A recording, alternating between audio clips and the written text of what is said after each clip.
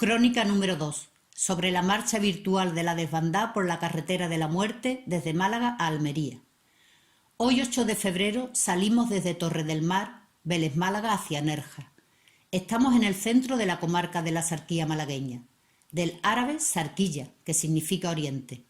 La primera parada la hemos hecho en el monumento dedicado a Norman Betune, a la altura de Río Seco, donde acaba la caleta de Vélez, un enclave con uno de los pocos puertos pesqueros que subsisten en Andalucía. La estatua representa a un hombre que tira del brazo de una niña que lleva una muñeca. Representa el gesto humanitario del médico canadiense y su equipo. Betune era comunista y vino a la llamada de solidaridad de las brigadas internacionales, a salvar vidas con sus equipos de transfusión de sangre. Esto fue una verdadera innovación tecnológica de la época. En 1938 se fue a China como médico del Ejército Rojo y en noviembre de 1939 murió de una infección que se provocó en una mano curando heridos. En China se convirtió en un héroe nacional, en Canadá se le venera, en España sigue siendo un completo desconocido. El sitio elegido para la estatua es donde confluyeron la gente de los pueblos del interior de la Sarquía y del sur de Granada, con las que venían de Málaga. Las fuerzas nacionales que perseguían a la desbandada y que estaban compuestas por fascistas italianos y tropas marroquíes del ejército colonial estaban al mando del duque de Sevilla, Francisco de Borbón y de la Torre. Este, que era primo de Alfonso XIII y militar de carrera, ya había participado en el intento de golpe de estado del general Sanjurjo el 10 de agosto de 1932, tras cuyo fracaso partió al exilio. La prensa de la época prácticamente silenció que este noble Borbón, el 5 de febrero de 1926, asesinó a su esposa María Luisa de Rich con 3 tiros en la espalda en su domicilio de Madrid, cuando ella salía huyendo de una discusión doméstica. La causa penal fue sobreseída por enajenación emocional. El 4 de junio de 1940 lo nombraron vocal del nuevo Tribunal Especial para Represión de la Masonería y del Comunismo, y en 1943 fue expedientado y separado del ejército bajo la acusación de tráfico ilegal de alimentos, el famoso extraperlo con el que se enriquecieron tantos funcionarios franquistas en la posguerra. En realidad fue una represalia de Franco contra un mando sospechoso de conspirar a favor de Juan de Borbón, abuelo del actual rey. Hemos contado cómo la persecución de las tropas italianas y el obstáculo del cruce del río Guadalfeo en Motril obligó a miles de personas a volverse hacia Málaga o sus pueblos de origen. Pero también las dificultades de la marcha hizo desistir a miles de personas. Un ejemplo de ello es la historia del malagueño José Manuel Fuentes, participante en la marcha de la desbandada, motivado por la historia de su familia. En la desbandada estuvieron su padre, su madre y su hermano mayor, que estaba recién nacida, con 20 días. También iba su abuela y su tío Paco con su mujer y 2 niños pequeños. A la altura de Almayate, antes de llegar a Vélez, descansaron en casa de una hermana de su abuela. En ese momento, su padre llevaba una rodilla lastimada en una caída en la huida, y su madre estaba con fiebre y un fuerte dolor en los pechos que le impedía dar de mamar al bebé. Entonces decidieron separarse. Su tío Paco, que se había significado como militante comunista, sabía que lo matarían si volvía, por lo que decidió continuar. Su padre y su madre decidieron volver para salvar la vida del bebé.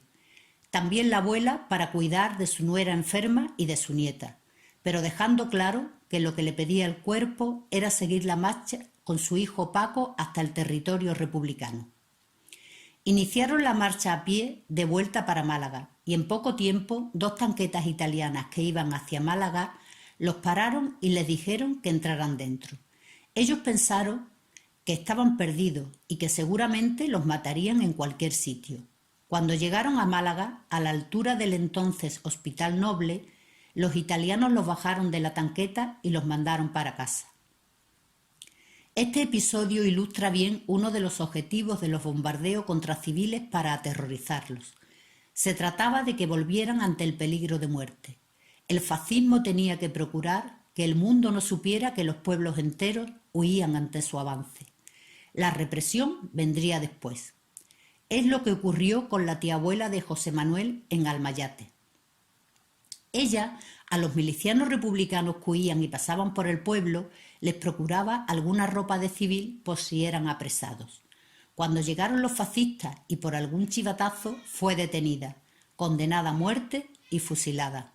De Paco, su tío que prosiguió la huida, no supieron nada hasta 20 años después, cuando volvió a Málaga, después de que el gobierno franquista decretó que no había represalias para los exiliados que no tuvieran causas pendientes. Paco estuvo en Valencia y cuando cayó la República siguió escondido con su mujer y sus 2 hijos en un caserío de un camarada del partido en la Valencia profunda. Volvió con 5 hijos que llegaron después a 9 y trabajó de cocinero hasta su muerte, relativamente joven, en el restaurante Antonio Martín. Queremos recordar algunos episodios que nos han sucedido en este recorrido, de Vélez a Nerja en años anteriores. En el paseo marítimo de Lagos, una pareja, hombre y mujer, muy viejecitos ya y cogidos de la mano, nos pararon y nos contaron que ellos estuvieron en la huida. Él tenía 6 años y ella 4. Se acuerdan perfectamente de la tragedia. Una hermana más pequeña de él murió en la marcha de hambre y de sed, y aún no saben cómo ellos pudieron sobrevivir. En la huida se conocieron y más de 80 años después aún siguen juntos luchando por la vida. Ya en Nerja, un ciudadano inglés de nombre Peter, común en la población turística que reside en Nerja, nos contó su historia en un castellano aceptable. Su padre, su madre de 18 años y sus 2 hijas participaron en la desbandada. Venían huyendo de Churriana, un pueblecito que pertenece al municipio de Málaga, y como miles de personas se quedaron atascadas en Motril, a orillas del río Guadalfeo. Él consiguió pasar y la mujer con las 2 niñas pequeñas se volvieron atrás. El padre no fue lejos, se afincó en Adra, cerca del puente, y estuvo trabajando durante toda la guerra como panadero. Cuando la República estuvo a punto de caer, huyó a Francia, donde, como otros españoles, acabó empuñando las armas contra las tropas nazis que ocuparon Francia. Al acabar la guerra se instaló en Londres, desde donde ya, en 1947, consiguió reunir a su familia, su mujer y sus 2 hijas. Peter nació en 1949, ya en Inglaterra, pero siempre tuvo a España en su corazón, realizando su primera visita a España para conocer a su familia en 1958. Al entrar en contacto con gente que estaban recuperando su historia, fue para él extraordinario. Por último, está la tragedia de Nerja, también completamente desconocida. El relato lo escribió un sobreviviente de la huida de 1937, un niño de 10 años, que estaba interno en el Colegio de Huérfanos de Torremolinos. Veía cómo los aviones fascistas bombardeaban Málaga constantemente. En un momento determinado, ante el temor de que el frente occidental se acercara a Torremolinos, las autoridades decidieron evacuar a 80 niños hasta Nerja. Pensaban que la evacuación sería para algunos días, hasta que pasara el peligro. Pero cuando cayó Málaga y empezó la gran huida, decidieron evacuarlos hacia Almería, en autobuses que salían justo de la plaza de la Ermita en el centro del pueblo. Cuando los niños con sus profesores estaban a punto de tomar los autobuses, aparecieron los aviones alemanes y comenzaron a bombardear la zona.